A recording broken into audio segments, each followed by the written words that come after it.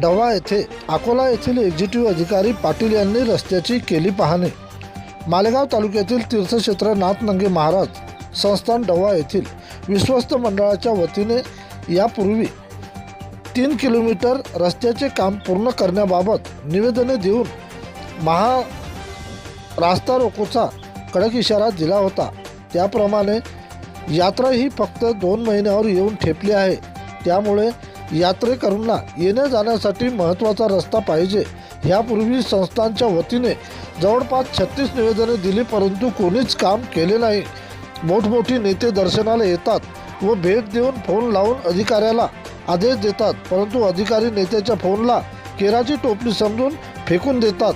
परंतु यावेळेस कोणाच्या तरी फोनची दखल घेऊन अकोला येथील एक्झिक्युटिव्ह अधिकारी पाटील नामक डवा येथे येऊन त्या रस्त्याची पाहणी केली व रस्ता होण्यासंदर्भात विश्वस्त मंडळाच्या पदाधिकाऱ्यांसोबत चर्चा केली असल्याची माहिती संस्थांचे पदाधिकारी सुभाष घुगे यांनी माहिती दिली आहे। प्रतिनिधी विठ्ठल भागवत।